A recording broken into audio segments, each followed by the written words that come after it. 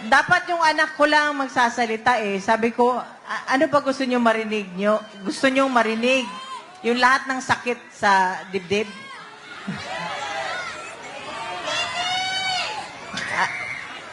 Yung anak ko, baby pa sana, pero napilitan mag-mature dahil sa nangyari. Hindi naman ho natin maipagkait kung ano ang nangyari.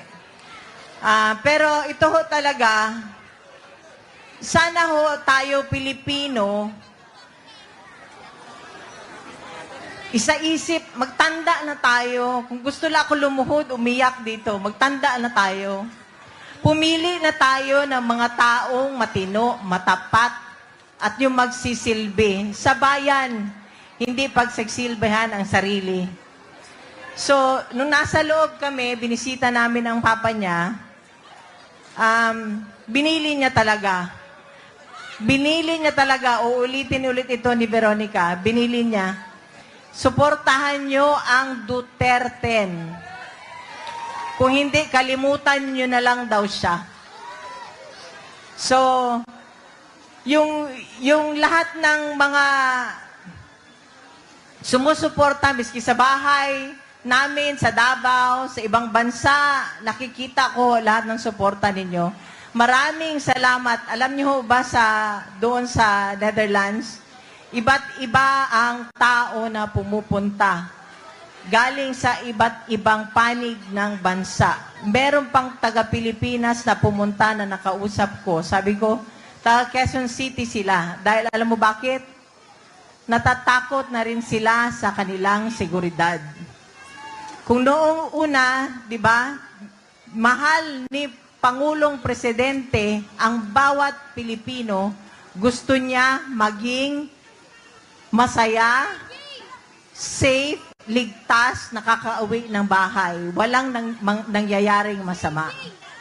Sana ho, suportahan ninyo ang mga kandidato ni Pangulong Presidente Duterte, Presidente Duterte, Rodrigo Duterte, yung 10. Nakikiusap ho ako at yung sa mga darating na mga araw, maging mapagmatsyag ho tayo lalo na sa araw ng eleksyon. Tulungan ho natin ang bansa, tulungan natin ang susunod na henerasyon. Wala na hong natira sa atin. Di ba naalala nyo nung naging siya ang presidente? Naalala ko, OFW ako eh. Lahat ng mga Pilipino na sa abroad, proud na proud maging Pilipino. Pero ano ho ngayon ang nangyari?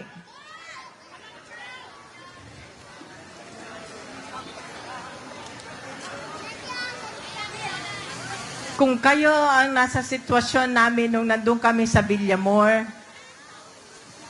parang hanggang ngayon nananaginip pa rin ako.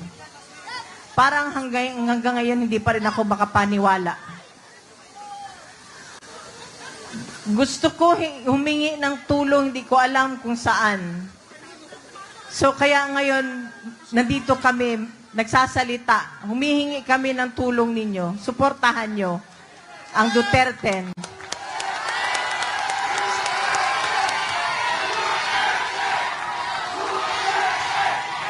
Duterte!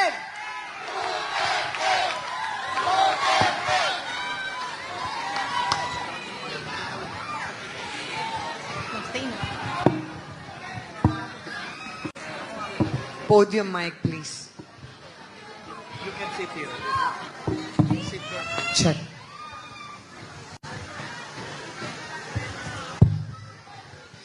Magandang gabi sa inyong lahat. Ako si Veronica Kitty Duterte, bunsong anak ni Pangulong Rodrigo Roa Duterte. Naaalala niyo po ba, noong panahon ni PRRD, nakakaalis at nakakauwi ng ligtas ang mga anak niyo? Ibalik natin ang ganoong pamamahala sa bansa. Nandito ako ngayon dahil kinuha nila sa amin, sa ating lahat, higit sa lahat, sa natin ang tatay ko. Noong March 11, 2025, nasaksihan ko ang pagkidnap at pag-abuso nila sa tatay ko.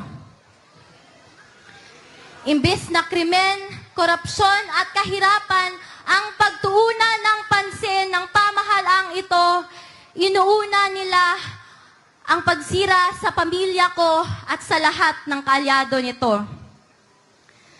Pumili tayo ng matino at matapat sa paglilingkod kasi kung hindi, kawawa tayong lahat at ang mga susunod na henerasyon. Mahalagang magkaisa tayo sa araw ng eleksyon, May 12, 2025.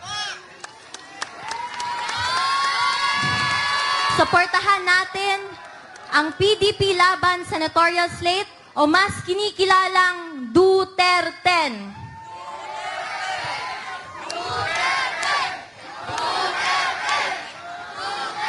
Mag-vote straight tayo at mag-block vote tayo upang mahirapan silang mandaya. To the OFWs, to the Filipino communities who took care of us, you have my love, respect, and gratitude. Sa katawhan nga nagpakita og walay undang nga paghigugma og pagsuporta, daghang salamat kay wa minyo gae. Kamo ang nagapakusog sa amo tanan. May aabot ako na personal na mensahe ng tatay ko sa bawat Pilipino. Sabi niya, I did what I could for my country. And you are all in my heart. Pangalawa, ang sabi niya, kung kakalimutan nyo lang rin ang Duterte, kalimutan nyo na lang rin siya. Mga kababayan, huwag nating kalimutan ang bilin ni Tatay Digong. Sa mga kabataan, hinihikayat ko kayong magbantay sa mga boto dahil dito nakasalalay ang kinabukasan nating lahat. Maraming salamat po and God save the Philippines. Iniimbitahan ko... Pilipinas, Duterte pa rin! Duterte! Assalamualaikum warahmatullahi wabarakatuh. Magandang gabi, Quezon City! Pastor Apollo. Let me begin by saying gratitude is the greatest of all virtues and is the parent of all of them. Gusto ko pong pasalamatan si Congressman Bong Sontay for having us here at saka ang buong Duterte. Mga kaibigan, ako po si Attorney Israelito Bobet Torion. Ako po ang official spokesperson ni Pastor Apollo Sikibuloy. Ako rin yung nag-assist ni Tatay Digong noon sa kanyang kaso at saka yung sa impeachment case ni Inday Sara. Ako po ay nandito dahil gusto ko pong ibahagi sa inyo. Alam ko po, marami sa inyo kumbinsido na mag-Duterte na. Pero ngayong gabi, kumbinsihin ko kayo, walayan ninyo ang lahat na pagdududa ninyo kay Pastor Apollo Sikibuloy at butuhan po ninyo.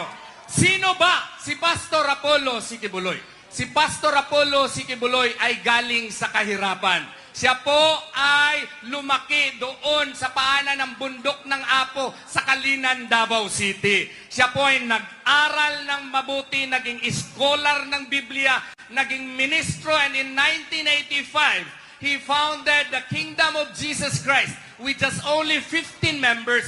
And look at it now. It has 7 million members present in 2,000 cities in 200 countries. Ako po ay Muslim. Iba-iba po ang relihiyon natin. Dapat po gamitin natin ang ating moralidad pag desisyon sa isang tao sumala or pursuant to our belief. Let us not use our set of beliefs to judge other persons. Especially in this case, si Pastor po, nakita po niyo ang kanyang mga achievements. Lahat po ng kanyang mga tinatayo katulad ng SMNI, pinagpala po ng poong may kapal. Kaya po naging magnet siya ng envy ng politika. Anong ginawa? Ang best friend niya. Sino ang best friend niya? Si Tatay Digong. Noong vice mayor pa lang si Tatay Digong, kasama na sila. Naging mayor si Tatay Digong, sinuportahan niya. Nung tumakbong congressman, sinuportahan niya. Nung tumakbong presidente, sinuportahan niya. Ngayon naman, sinusuportahan niya si Inday Sara. Wala po noong plano magpolitiko si Pastor. Nandyan na po sa kanya ang lahat. Siya lang po ang isang mayaman na tao na maski tingnan po ninyo lahat ng kanyang propriedad, wala po maski isang propriedad sa kanyang pangalan. Ganyan po siya na pagkatao. Ngunit, nangyari nga po, marami nga siguro sa inyo naniniwala na siya po ay rapist. Alam nyo bakit? Kasi kung tingnan ninyo yung mainstream media, pinipintal na po ang pagkatao niya na itim. Marami siguro sa inyo ay naniniwala na totoo po yun. Hindi po totoo yun. Produkto lang yun ng isang napakasamang pamulitika dito sa ating bansa. And what is my proof? Tingnan nyo nga, mga kaibigan ko, dito sa Quezon City. I-analyze niyo. Gamitin natin ang biyaya ng poong may kapal sa atin. Ano po yun? Yung utak natin. Sabi nga po, nung siya ay inihabla ng rape, 2014 daw nangyari.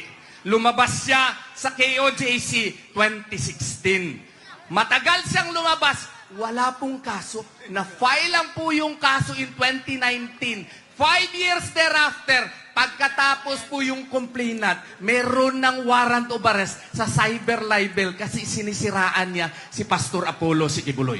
Mga taga Quezon City, meron ba kayong nakita na rapist na maski punit na panty? Wala. Meron ba kayong rapist na nakita na maski police blatter? Wala. Meron ba kayong rapist na nakita na maski medical certificate? Wala. Meron ba kayong rape case na nakita na pati ang SMNI na mga TV at radyo ipasara? Meron ba kayong rape case na nakita na pati lahat ng pondo ng kanyang mga korporasyon isasara? Anong ibig sabihin nito, mga taga Quezon City? Ang ibig sabihin nito, gusto nilang payukuin si Pastor Apollo Sikibuloy kasi akala nila yuyuko din si Tatay Digong. Gusto ba natin yan, mga taga Quezon City? Kaya nga, i-request ko kayo ngayong gabi. Tanggalin nyo ang pagdududa nyo. Suportahan natin si Pastor Apollo Sikibuloy. Ano ba ang gagawin din niya? Tatanong ni Atty. Torion, ano namang gagawin niya doon sa Senado? Mga kaibigan ko, yung iba, nagsisimula pa lamang. Si Pastor Apollo Sikibuloy, meron ng Exhibit A. Ano yung Exhibit A? Look at the KOJC. Tingnan nyo, walang bahid na korupsyon. Maski lahat ng mga propriedad wala sa kanyang pangalan. He wants to be your main warrior against corruption. Yun po ang gusto ni Pastor kasi nakikita niya. Grabe na ang pamulitika sa ating bansa. Kanser na ang korupsyon ng ating bansa. And what does he want to do with our country? He wants to pass a law amending the Ombudsman Act. Gusto niya na may Truth Commission na magtitingin sa lahat ng mga transaksyon ng gobyerno. At kung may mga korupsyon, filean ito ng kaso at ipataas niya ang ng mga silot nito. Ano ba yung silot sa Tagalog? Tingnan mo, lumabas tuloy ang pagkabisaya ko. Parusa, tama. Maraming salamat po. What he wants to do, ladies and gentlemen, is that he wants to amend the plunder law. Kasi ngayon, kung gusto mong magnakaw, 50 milyones muna bago ka mabitay. Gusto niya i-lower yung threshold nito. Hindi 1 million, 100,000. And what is the message, ladies and gentlemen? The message is to strike fear into the hearts of every politician who will rob our country from its coffers. Yun po ang gusto niya. Ano pa? Gusto rin niya, mga kaibigan, na protektahan ang mga witnesses po na privy to corruption yung may mga alam. Gusto niyang isabatas ang Whistleblower Protection Act. Tsaka ang pamaraan ngayon sa Kongreso, kung meron silang mga confidential funds, intelligent funds, ang ginagawa, liquidation by certification. Ang gusto ni Pastor, wala na yan kasi source of corruption yan. I-certify mo lang, okay na. Ayaw ni Pastor ganyan. Ang gusto niya, transparency, liquidation by receipts. Di ba maganda yon? Ano pa? Gusto niya, trabaho, trabaho, trabaho, trabaho. Listen to me and just give me 5 more minutes and you will be convinced to vote for him. He wants to pass the Philippine Food Sufficiency Act. Ano pong ibig sabihin nito? 300,000 hectares of land are government lands. Wala pong gamit yan. Anong gusto niya? Gusto niya na ang gobyerno na ngayon, ang prime mover ng agrikultura. Gusto niya na yung lahat ng mga walang trabaho, i-hire ng gobyerno. Ang gobyerno na ngayon, ang number 1 agriculturist ng ating bansa. At saka anong gusto niya? Yung may mga farm na ayaw na sumali dito, gusto niya suportahan ng fertilizer, gusto niya suportahan ng mga punla, at kung mag-harvest, ang gobyerno na ang bibili nito. Kasi ako po'y magsasaka. Ang problema po ng mga magsasaka po ay pag mag-harvest na, grabe kamura na ng kanilang produkto. Gusto ni Pastor na ang gobyerno na ang bibili po nito at ang gobyerno na ang mag-export sa Taiwan, doon sa Hong Kong, doon sa Dubai, doon sa United States of America at iba pa. Through this, makatrabaho ang walang mga trabaho, ang mga farmers na gusto magpaupa sa kanilang mga lupa, kanila pa ang kita, at may joint venture scheme pa, marami na ang kita. Through this, yung bigas po, naturally, sa kanyang projections, ay unti-unti pong bababa. Hindi katulad ngayon, uutang ng bilyones para ipakita lang sa mga tao na 20 pesos lang daw ang bigas. Hindi po tama yun, according to Pastor Apollo Sigibuloy. Ano pa? Gusto niya dito i-amyenda ang Republic Act 10869. Ano yun? Ito po yung batas na nagbibigay ng Job Start Act doon sa mga walang trabaho na mga teenagers. Ang gusto niya amendahan ito.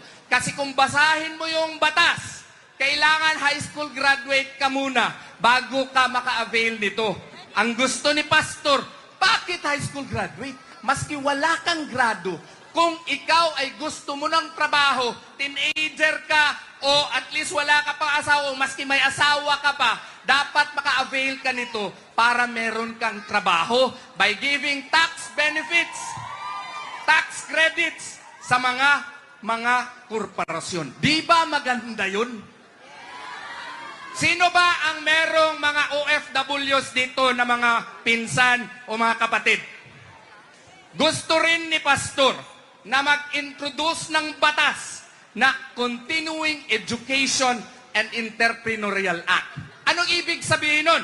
Ang ibig sabihin nun, yung mga OFWs pupunta po sa abroad kasi po gusto nilang magkaroon ng income, ibigay sa kanilang pamilya.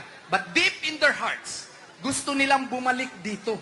Pero pagbalik nila dito, 1 month pa lang, wala na silang pera.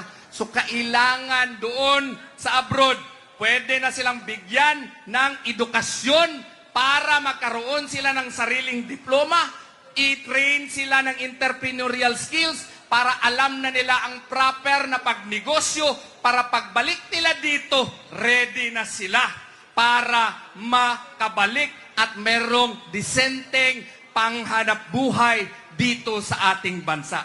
Gusto rin niya na meron ng pensyon ang mga OFWs para pagbalik nila dito ay meron silang source of income pa rin. Ano pa? Ito rin ay gusto talaga ni Pastor. Through health. Sa Brazil, sabi niya, kung pumunta ka sa Brazil, kung magkasakit ka, free lahat. Hindi katulad ngayon, kung pupunta ka sa isang center, pati ang injection, binabayaran mo, tama? Ang gusto ni Pastor ay maggawa ng batas na isisiguro na ang ating kalusugan pagkapunta mo sa hospital, as much as possible, wala nang bayad. Yan po ang gusto ni Pastor. At saka, gusto niya talaga na lahat ng mga kabataan ay makapag-aral mula sa elementarya at saka sa kolehiyo na walang bayad. Posible ba yun? Try! Choose Pastor Apollo Sikibuloy. Kung nagawa niya yan sa KOJC, wala pong rason kung hindi niya magawa yan, kung pagbibigyan ninyo siya ng tsansa na maging senador. Pwede ba yon mga taga Quezon City? Alam ko, last 1 minute na lang. Pero may ituro ako sa inyo na kanta. Kasi mahirapan kayo pag-memorize sa mga 10 kandidato ng PDP laban. Pero meron akong kanta na ginawa ng aking kaibigan na taga Pangasinan. Ito ang kanta. Marke, marke, batbong, hero sa Malabon.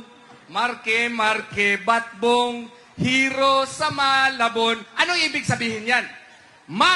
Marculeta. Kilala niyo si Atty. Marculeta, yung magiting at magaling na abogado na dumipensa ni Inday Sara doon sa House of Representatives. Pwede ba natin siya iboto? Oh, Kibuloy, isang loyal na kaibigan masyado ni Tatay Digong na maski inopera na ng maraming pera, nag-stick pa rin kasi loyal kay Tatay Digong. Kibuloy, pwede ba siya? Marque Bato de la Rosa, dating general, magiting, magaling na senador, dapat ibalik.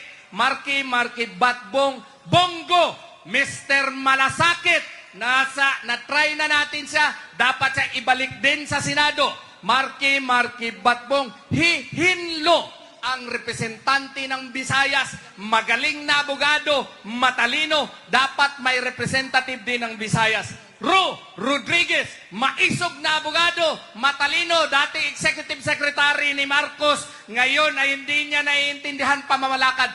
Nandito na ngayon kay Tatay Digong. Sa Salvador, premyadong aktor, may puso, dapat natin ilagay sa Senado. Malabon, Dr. Mata, kailangan natin ng doktor sa Senado. Lalambino, magiting, magaling na abogado. Noon pa ito, dapat ito noon pa maging senador. Pagbigyan natin siya, gawin nating senador. Bundok, yan. Gwapo na singer, magaling na singer, abogado pa. Pwede ba tayong kumanta? Kumusta po kayong lahat? Pagod na po kayo siguro sa dami na po nang nagsalita. Okay po ba kayo? Kumusta po ang kalagayan nyo sa buhay? Okay po? Okay? Okay po o hindi okay? Okay. Kumusta po ang presyo ng bigas? Hindi ba merong nagsabi na gagawin nating 20 pesos ang kilo ng bigas? Hindi ba sinabi yon? Nangyari? Kumusta po yung presyo ng gamot? Mura? Napakamahal po ng pangunahing bilihin ngayon. Ako si Sara Duterte. Lalong-lalo na po ang pagkain. Totoo o hindi? Hindi na po kayang abutin ng kinikita po ng ating karaniwang manggagawa. Masyado na pong mataas ang presyo ng bilihin, samantalang ang kinikita po ay talagang halos hindi na umabot. Tama o hindi? Kumusta po ang presyo ng kuryente dito sa Quezon City? Ano po? Hindi po ba ninyo alam na nakalagay po sa batas na ginawa ng Kongreso kung ano ang pangunahing layunin ng batas sa kuryente? Alam niyo po ba? Baka hindi po niyo alam. Itong batas na ginawa ng Kongreso, 24 na taon nang nakararaan, nakasulat po letra por letra, idulot ninyo ang serbisyo ng kuryente sa lahat ng Pilipino sa abot kayang halaga. Yun po ang nakasulat. Bakit po baligtad ang nangyari? Ngayon po, ang singil ng kuryente ang pinakamataas na po sa buong Asya. Kaya po lalong humirap ang ating buhay. Wala na pong gustong mamuhunan dito. Wala nang gustong magtayo ng negosyo, ng pabrika. Kapag sana naging mura ang kuryente, lahat po ay magninegosyo dito. Dadami, makakalikha tayo ng maraming trabaho, dagdag kita po sa mga Pilipino. Ito po ang dapat na mangyari. Kaya po ang ginagawa ngayon ng mga kandidato, puwera po ang PDP laban, nagbibigay po ng ayuda, hindi ba? Alam po ba ninyo kung ilang klase ang ayuda na binibigay ngayon? Baka hindi po nyo alam. 5 klase ang ayuda. Merong 4-piece, merong MAIP, merong AIX, merong TUPAD, merong ano pa? AKAP. Kayo po ba ay nabibigyan lahat? Taas ang kamay ang hindi nabibigyan. Bakit napakarami naman yung hindi nabibigyan? Dapat po kasi ang nabibigyan ng ayuda hindi bababa sa 27 million na mahirap na Pilipino. Alam niyo ba yun? Hindi dapat bumaba sa 27 million na mahirap na Pilipino ang dapat makinabang sa mga ayuda. Alam nyo kung magkano lahat yon pag sinuma natin? 194 billion pesos.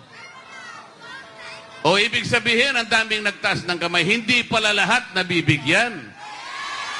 Palagay ko, pinipili lang ang nabibigyan. Yung kakilala, yung kaalyado, yung mga leaders politiko siguro. Ibig nyo sabihin, wala man sa inyo? Saan napupunta po yun? 194 billion pesos.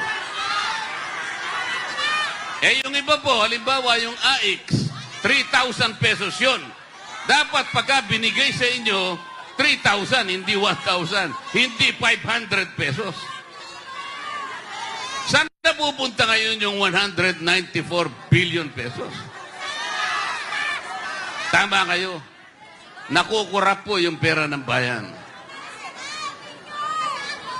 Sabi ko nga, nag-uusap-usap po kami magkakasama sa PDP laban. Ang sabi ko sa kanila, pag nanalo tayong lahat, ganito ang gagawin natin.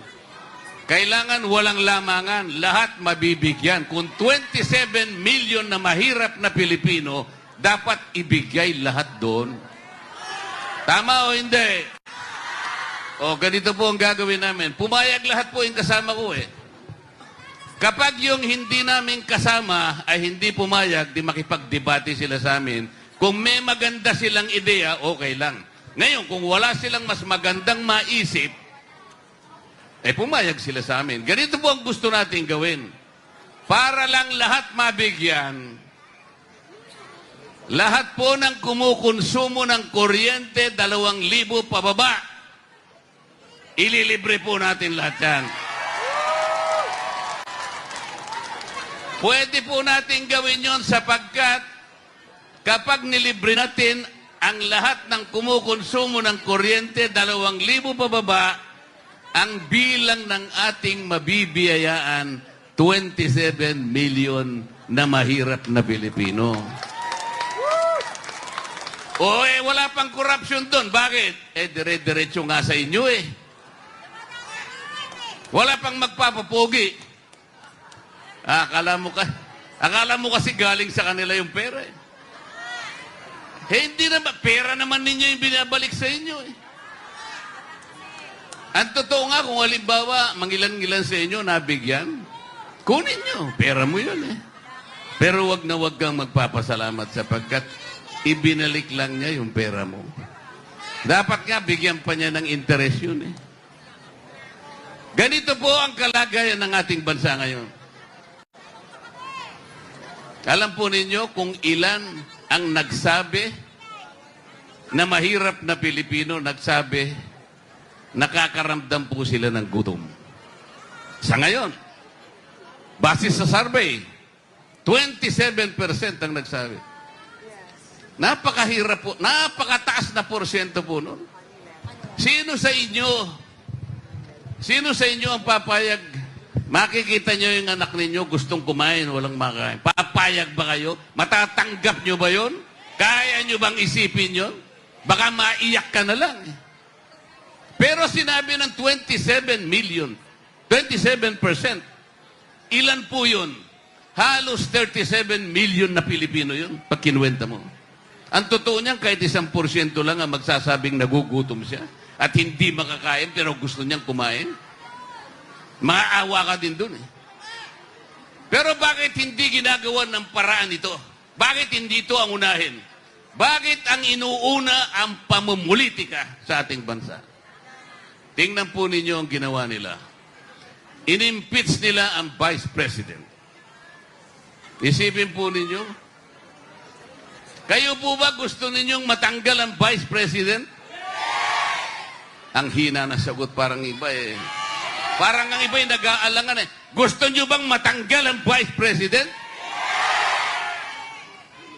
Talagang hindi dapat matanggal ang Vice President. Alam nyo kung bakit? Wala naman siyang kasalanan eh. Wala siyang kasalanan. Nung siya ay usisain, nung yung pondo raw niya, yung confidential funds, ay inuusisa ng Kongreso, ang sabi ko po sa mga kasama ko, bakit po? Bakit tayo ngayon ang nag-uusisa ng pagkakagasta ng pondo ng isang opisina? Trabaho ba natin ito bilang miyembro ng House of Representatives? Wala pong makasagot. Wala pong makasagot sapagkat hindi namin trabaho ang mag-audit. Isa lamang pong opisina ang tinakdaan ng saligang batas na mayroong karapatan at mandato na usisain ng pagkakagasta ng pera ng bayan. Ito po yung Commission on Audit. Tinanong ko yung Commission on Audit, bakit naman kayo isinorender ninyo ang inyong tungkulin at binigay ninyo sa Kongreso? Ano bang nakain ninyo? Ba't nyo ginawa yun? Kasi po, sinabpi na po kami ng inyong mga leaders. Sinubpi na ka lang? Bakit hindi ka tumutol? Bakit hindi mo sinabi sa speaker namin na mali ang ginagawa ng aming mga committees? Bakit hindi ka pumunta sa korte para sabihin sa kanila, Mr. Court, mali na po yung ginagawa nila. Trabaho po namin kinukuha po ng House of Representatives. Dapat po kanya-kanyang trabaho. Ang problema po, lahat na po ngayon ay hindi na ginaganap sa pamamagitan ng aming mga tuntunin. Wala na po talaga. Wala ng rule of law. Wala ng due process. Isipin po ninyo, ilan po baka kung opisina ng gobyerno ngayon ang merong confidential funds? Sabi ng COA, 400 mahigit. 400 offices of government. Bakit po isang opisina lang inuusig natin? Bakit isang opisina lang ang sinusuri natin? Bakit isang opisina lang ang ino-audit nyo kung talagang kayo ay kung talagang katungkulan nyo mag-audit? Bakit hindi natin tawagin lahat ang mahigit na 400 offices? Ayaw po nilang magsalita. Ayaw nilang sumagot. Wala silang maisagot. Wala silang maikatwiran. Kaya ang ginagawa na lang po nila, kapag ako po ang nagsasalita, nangaaway na lang sila. Ayun, pati hopya na kinakain ko, aagawin na lang nila. Pati po yung mic na ginagamit ko, papatayin nila para hindi ako makapagsalita. Pero sabi ko sa kanila, o sige, Nagalit po silang lahat sa akin. Ayaw ko sumama sa Quadcom. Paano ako sasama sa Quadcom? Ang indirection po nila ay hindi naman gagawa ng batas. Lahat po ng pagmi-meeting, lahat ng pag-hearing sa House of Representatives, gagawin mo lamang alang-alang sa paggawa ng batas. Yun po ang tuntunin, wala ng iba. Hindi naman sila gagawa ng batas. Ang gagawin nila, uusigin nila yung dating Pangulo.